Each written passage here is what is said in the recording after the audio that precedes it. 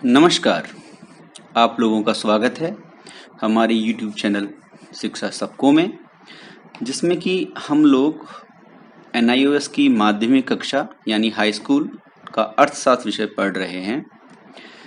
इसके अंतर्गत हम लोग मॉड्यूल 3 पर हैं, जिसका कि शीर्षक है वस्तुओं और सेवाओं का उत्पादन करना। और जो इसके अंतर्गत हमने जो इसका 7वां अध्याय पढ़ा था, जो कि उत्पादन जिसका शीर्षक था। आज हम जो इसका अध्याय 8 है, लागत तथा आगम, उसके बारे में पढ़ते हैं। शुरू करने से पहले फिर आपसे एक वही निवेदन है कि आप लोग अपने जो साथ वाले हैं, जो दोस्त हैं आपके या परिचित हैं, जो कि NIOS का में अर्थशास्त्र विषय पढ़ रहे हैं या वैसे भी हाई स्कूल का अर्थशास्त्र विषय पढ़ रहे हैं हिंदी माध्यम से, तो आप लोग जरूर ऐसे लोगों के साथ इस वीडियो को शेयर करें और हमारे इस प्रयास में हमारा सहयोग करें। अभी तक हमने देखा कि जो उत्पादक हैं वो उत्पादन के विभिन्न संसाधनों का प्रयोग करके उत्पादन करते हैं। तो ये जो उत्पादन के विभिन्न संसाधन वो लगाते हैं वस्तुओं और सेवाओं के उत्पादन के लिए, जिससे कि किसी उपभोक्ता की आवश्यकता की तुष्टि हो पाए, तो इन सारे संसाधनों के लिए उनको कुछ ना कुछ पैसा देना पड़ता है, कुछ मुद्रा व्यय करनी पड़ती है। तो जो ये मुद्रा वो लोग व्यय करते हैं इन संसाधनों को खरीदने के लिए, ताकि ये लोग उसको उत्पादन की जो प्रक्रिया है उसमें उसका उपयोग कर पाएं उन साधनों का, उसको लागत बोलते हैं। लागत के बारे में जानने के लिए हम एक उदाहरण को लेते हैं। मान लीजिए एक किसान है जो कि आप लोगों के लिए चावल का उत्पादन करना चाह रहा है। अब चावल के उत्पादन के लिए उसको कुछ संसाधनों की आवश्यकता होगी, जिसमें कि भूमि, बीज, खाद और हो सकता है हल, उसके पास बैल वाला हल हो या फिर ट्रैक्टर से उसको खेत की जुताई करनी पड़े। और इसी तरीके से हो सकता है उसको कुछ मजदूर अलग से लगाने पड़े, हो सकता है सिर्फ उसके काम करने से ना हो पाए पूरा, अगर ज़मीन ज़्यादा है तो इस प्रकार उसको विभिन्न संसाधनों की आवश्यकता होगी। मान लीजिए जैसे कि हम देखते हैं कि भूमि की उसको आवश्यकता होगी, श्रम की उसको आवश्यकता होगी, कच्चे माल की उसको आवश्यकता होगी और ट्रैक्टर या ऐसे उपकरणों की उसको आवश्यकता होगी। तो ये जो भूमि है इसकी व्यवस्था वो किस तरीके से कर सकता है? इसकी व्यवस्था वो 3 प्रकार से कर सकता है। कौन कौन से? या तो उसके पास पूर्वजों की दी हुई कोई भूमि हो जो कि उसको विरासत में मिली हो, या फिर वो भूमि को कहीं से क्रय करे, या फिर वो भूमि को किराए पर ले। तो जो आपकी किताब में उदाहरण दिया है उसमें जो किसान का उदाहरण है, उसने भूमि किराए पर ली है, जिसके बदले करीब करीब 5 एकड़ जमीन उसने किराए पर ली है, जिसके बदले की वो 5,000 रुपये का भुगतान जो उस भूमि का स्वामी है उसको लगान के रूप में करता है। 5,000 रुपये का भुगतान।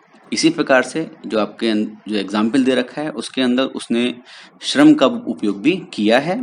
इसमें इसने जो शुरुआत के, क्योंकि जो चावल होता है, चावल को मान सकते हैं हम लोग कि करीब करीब 4.5 या 5 महीने में वो बनकर तैयार होता है या उसकी फसल की पैदावार होती है। तो इन 5 महीनों में उसने उन 4.5 या 5 महीनों में से शुरू के जो 2 महीने हैं उसमें उसने 4 श्रमिक रखे, क्योंकि काम ज़्यादा होता है। खेत की जुताई से लेके खेत जो बीज हैं उनकी बुआई, सिंचाई, गुड़ाई, कई सारे काम उसके अंदर रहते हैं। तो उसने 2 महीने के लिए 4 श्रमिक लिए। उसके बाद के जो 2 महीने हैं जिसमें कि काम इतना नहीं होता है, खाली खेती की देखभाल करनी होती है, उसकी चौकीदारी करनी होती है, उसके लिए उसने केवल 2 श्रमिकों का उपयोग किया। और अंत के जो 15 दिन हैं, क्योंकि उसमें कटाई वगैरह करनी होती है, जो माल है, जो उत्पादन है उसको साफ करना होता है, तो उसके लिए उसने 4 श्रमिक रखे 15 दिन के लिए। तो इसी प्रकार से उसने कच्चा माल और ट्रैक्टर का भी इंतजाम किया। ट्रैक्टर भी उसने किराए पर लिया और कच्चा माल भी कुछ बाजार से खरीदा। तो कुल मिला के उसने क्या करा, उसने 5 एकड़ भूमि किराए पर ली, जिसके लिए उसको 5,000 रुपये देने पड़े। 5,000 रुपये के लगान का भुगतान उसने किया। और इसी प्रकार से जो मजदूर उसने रखे, उनकी जो एक दिन की जो दिहाड़ी है वो 75 रुपये की है। ये कुछ पुराना उदाहरण है, आजकल इतने ये बहुत कम दिहाड़ी है, ये कुछ साल पहले की बात होगी।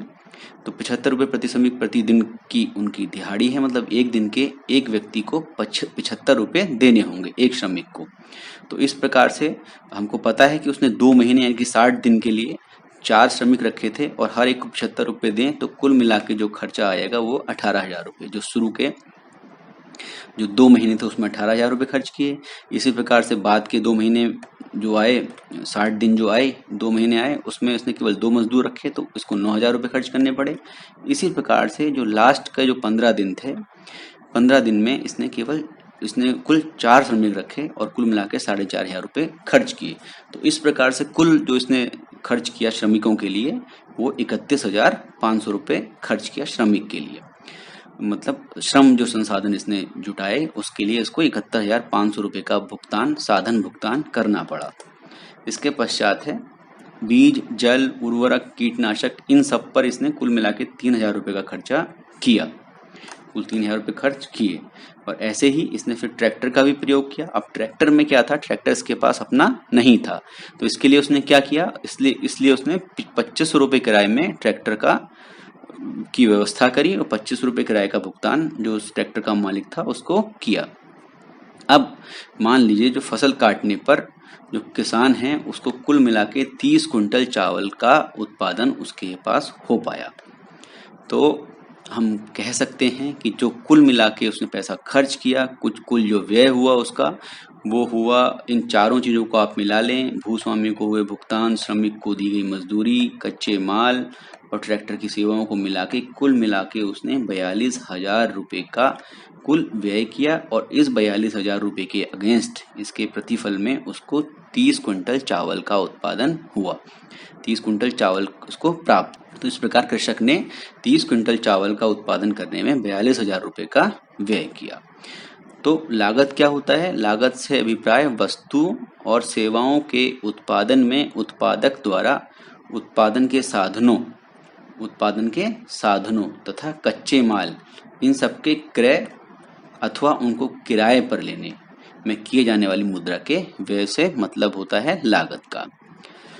तो लागत से अभिप्राय क्या है, लागत से अभिप्राय है कि उत्पादक ने जो चीज खर्च करी या जो त्याग किया उसके द्वारा हम कह सकते हैं लागत जो है वो उत्पादक द्वारा किए गए त्याग को दर्शाती है, जो त्याग किया उसने उत्पादन करने में।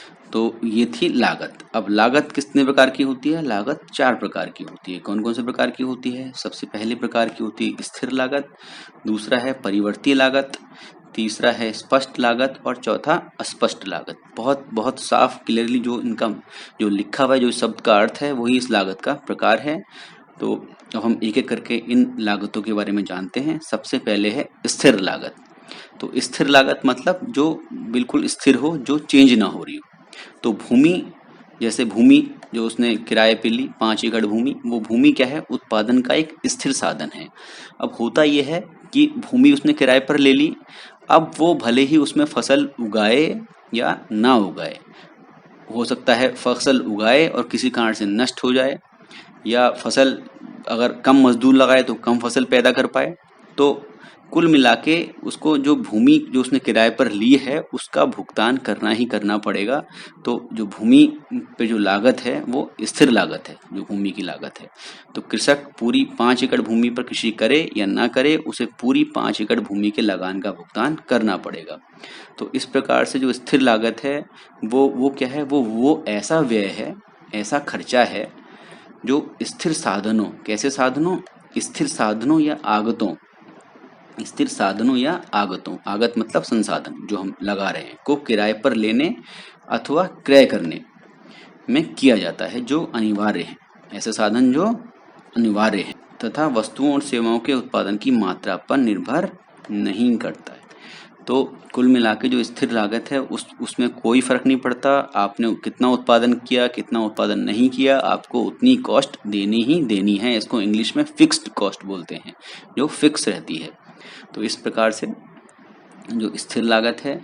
अब इसी प्रकार से एक उदाहरण स्थिर लागत का कौन सा है, जो ट्रैक्टर के लिए उसने किराया दिया, जो ट्रैक्टर के लिए उसने भुगतान किया, मुझे याद नहीं आ रहा कितना भुगतान उसने किया, उसने करीब 25 रुपये का भुगतान ट्रैक्टर के लिए किया। तो जो ट्रैक्टर के लिए भी जो उसने लागत है वो स्थिर लागत है, उससे कोई फर्क नहीं पड़ता ट्रैक्टर के मालिक को कि आपने कुछ उसका उपयोग किया है या नहीं किया है। आपको कुल मिला के जो वो संसाधन है उसका जो आगत है उसके उपयोग का जो किराया है, जो लागत है, वो व्यय करनी ही करनी पड़ेगी। इसके पश्चात है परिवर्ती लागत। अब परिवर्ती लागत क्या है? परिवर्ती लागत से ही परिवर्तन शब्द से बना है, तो परिवर्ती लागत का मतलब है ऐसी लागत जो कि परिवर्तित होती रहती है, जो चेंज हो सकती है, जो वेरिएबल है। तो वेरिएबल कॉस्ट जो है वो क्या होती है? मजदूरी के, सिंपली जो मजदूरी आप पे करते हैं, अगर आप 4 मजदूर लगाएंगे तो आप ज़्यादा देंगे, अगर 2 मजदूर लगाएंगे तो आप अलग देंगे, कम देंगे, जो पैसा आप देंगे उसके बदले में वो कम देंगे। तो इस प्रकार से मजदूरी के भुगतान में परिवर्तन किया जा सकता है, इसलिए कारण इसे परिवर्ती लागत कहते हैं। तो मजदूरी कैसी लागत है? मजदूरी एक परिवर्ती लागत है। तो परिवर्ती लागत से अभिप्राय परिवर्ती साधनों जो चेंज हो सकते हैं, जो वेरिएबल रिसोर्सेज आप लगा रहे हैं, जो ऐसी इनपुट्स आप लगा रहे हैं जो वेरिएबल हैं, तो उन पर होने वाले व्यय से परिवर्ती लागत का मतलब है। और ऐसे जो साधन हैं उनमें परिवर्तन किया जा सकता है। तो ये हो गई परिवर्ती लागत। अगला है स्पष्ट लागत। स्पष्ट मतलब जो बिल्कुल साफ दिखाई दे आपको। तो स्पष्ट लागत को उत्पादक द्वारा दोनों स्थिर तथा परिवर्ती साधनों तथा कच्चे माल आदि पर किए जाने वाले मौद्रिक व्यय के रूप में परिभाषित किया जाता है। मतलब जो स्पष्ट लागत है वो क्या है? वो आपने जो भी स्थिर जो साधन आपने यूज किए या परिवर्ती साधन आपने जो यूज किए उन, और या फिर जैसे कच्चा माल आपने यूज किया, उन सब पर जो आपने पैसा खर्च किया, जो मौद्रिक व्यय किया, वो क्या है? स्पष्ट लागत है।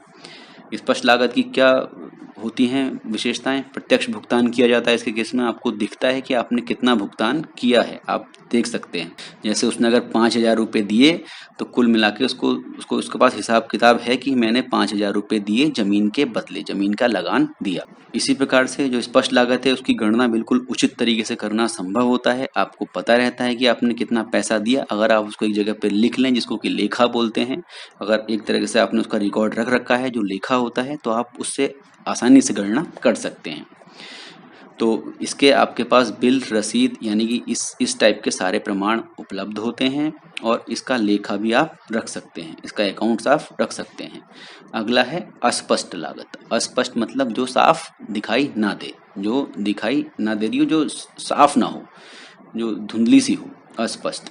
तो उत्पादक क्या होता है? उत्पादक कई बार अपने निजी साधनों और सामग्री का भी प्रयोग करता है। जैसे अभी हमने उस उदाहरण में देखा कि उसने भूमि किसी से किराए पर ली और उसके बदले लगान दिया। अब मान लीजिए अगर उसके पास पूर्वजों की भूमि होती तो उसके बदले तो वो किसी को कोई पैसा नहीं देता, लेकिन उस संसाधन को यूज तो करता ही वो।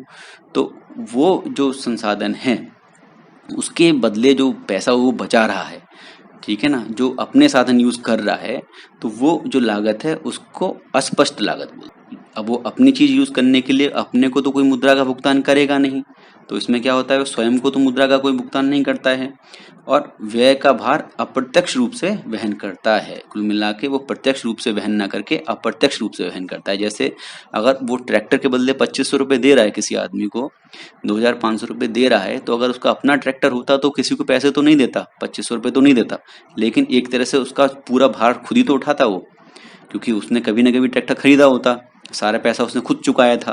तो इस प्रकार से वो व्यय का भार अप्रत्यक्ष रूप से वहन करता है। किस लागत में? अस्पष्ट लागत के केस। तो अस्पष्ट लागत क्या होती है? अस्पष्ट लागत स्वयं के द्वारा आपूर्ति किए जाने वाले साधनों की लागत है। तो ये आपको याद रखना है कि स्वयं के द्वारा आपूर्ति किए जाने वाले साधनों की लागत क्या होती है?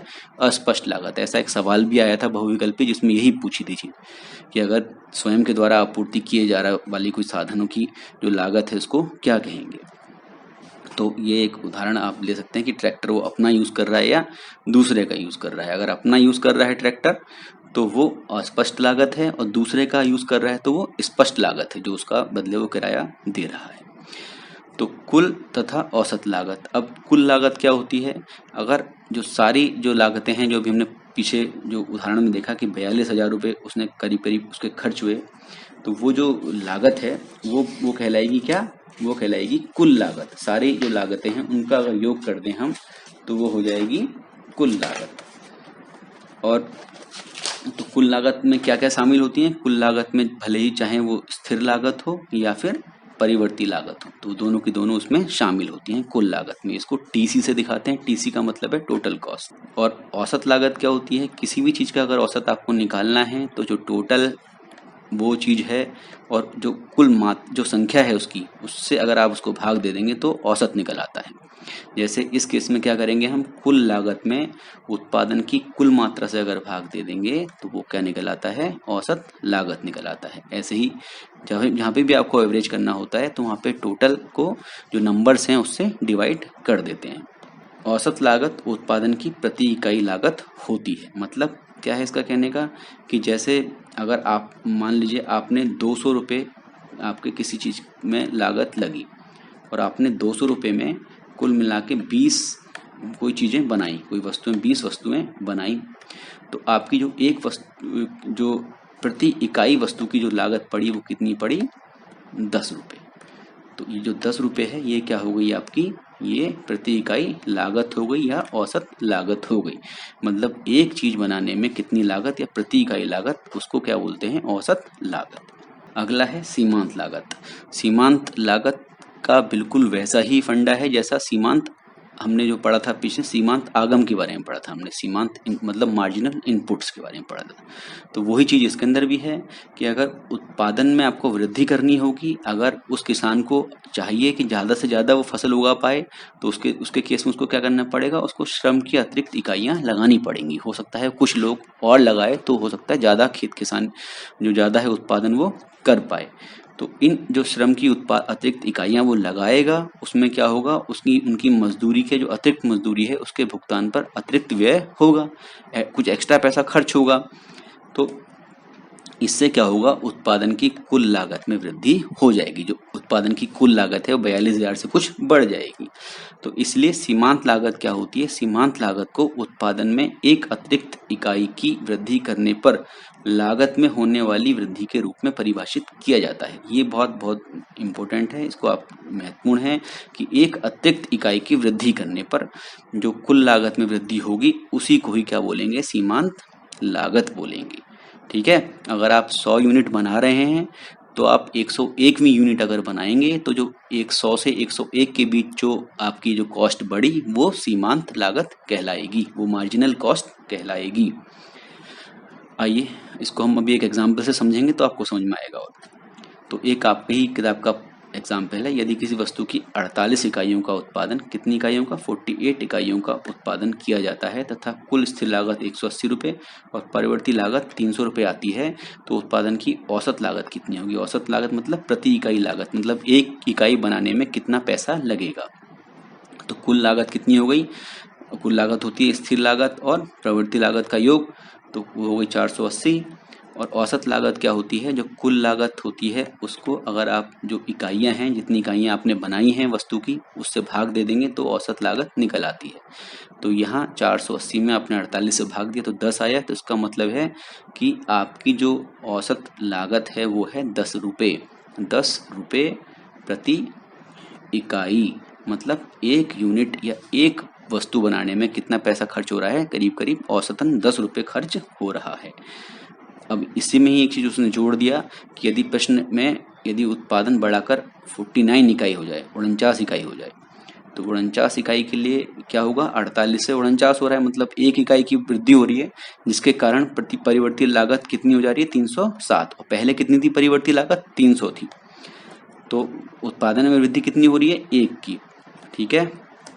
और कुल लागत कितनी हो जा रही है अब? 180 प्लस 307। पहले 300 थी तो ये हो जा रहा है 487, और पहले था कितना? ये 480। तो 480 से 487 हो गया, कितना बढ़ गया? 7 रुपये। तो 7 रुपये क्या हो जाएगी? सीमांत लागत। ठीक है। तो कुल लागत में वृद्धि कितनी हुई? 7 रुपये। तो इसलिए जो सीमांत लागत वो हो जाएगी कितनी? 487 माइनस 480, यानी कि 7 रुपये ही उसकी सीमांत लागत होगी। मतलब अगर आपने एक यूनिट और बनानी है तो केवल 7 रुपये का ही खर्चा आएगा। ठीक है। अभी तक आपको कितना खर्चा आ रहा था एक बढ़ाने में? जो आपने औसत लागत देखा था 10 रुपये लग रहा था, लेकिन जब आप 48 से 49 करते हैं तो 10 रुपये ना लग के जो यूनिट 48 से जो 49वीं यूनिट बनी है, जो 49वीं जो वस्तु बनी है, उसके लिए केवल 7 रुपये खर्च करने पड़ रहे हैं। ठीक है। तो वो कहलाती है सीमांत लागत। अब हम पुराना एक अप्रैल 2017 का एक सवाल देख लेते हैं जो कि आया था। किसी वस्तु की 15 इकाई उत्पादन करने की कुल लागत 195 रुपये है, तो उत्पादन की औसत लागत की गणना कीजिए। 2 नंबर का सवाल था। तो इसको बहुत ही सिंपली आप क्या करेंगे, कुल लागत दे रखी है 195 रुपये, तो औसत लागत क्या होती है, कुल लागत में अगर आप कुल इकाइयाँ हैं उनसे भाग दे दें तो निकल आती है। तो इसमें 195 में आप 15 से भाग दे देंगे तो 13 आ जाएगा, जो कि इसका उत्तर है, यानी कि औसत लागत है। यानी कि एक जो यूनिट है उसको बनाने की कितनी कीमत है, 13 रुपये। अब हम देखते हैं सीमांत लागत और औसत लागत की तुलना। तो सीमांत लागत और औसत लागत में क्या फ़र्क होता है?